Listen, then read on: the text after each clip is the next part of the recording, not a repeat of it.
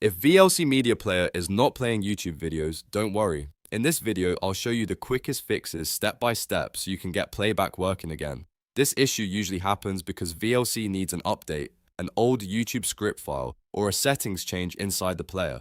By the end of this tutorial, you'll know exactly what to update, what to replace, and what to reset, so VLC can load YouTube videos properly again. If this video helps, please hit like and subscribe for more quick software fixes just like this. Let's get into it.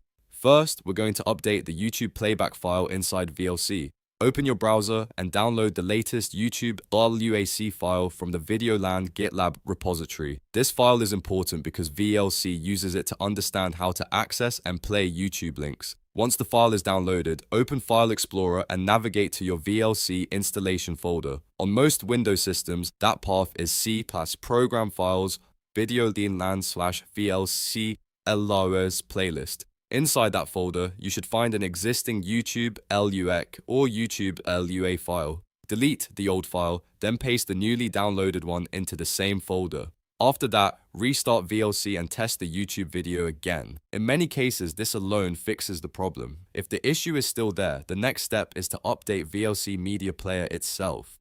Open VLC, go to the top menu bar, click Help, and then select Check for Updates. If an update is available, install it right away and restart the app when it finishes. If the built-in updater doesn't work, you can also download the latest version directly from the official VideoLAN website and install it manually.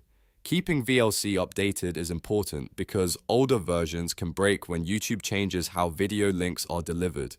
Now, let's move on to another common fix: disabling cookies forwarding. Open VLC and go to Tools, then Preferences. In the bottom left corner, click All so you can view the advanced settings. From there, open Input and Codecs, then go into Access Modules and select HTTPS. Look for the cookies forwarding option and uncheck it. This setting can sometimes interfere with YouTube playback, so turning it off often helps. Once that's done, click Save and restart VLC before testing the video again. Next, let's adjust the network caching settings. Go back to Tools, then Preferences, and again select All in the bottom left corner. Open Input, Codecs, and scroll until you find the network caching in milliseconds field. If the value is low, increase it. For example, if it says 1000 milliseconds, try 2000 or even a bit higher, depending on your connection.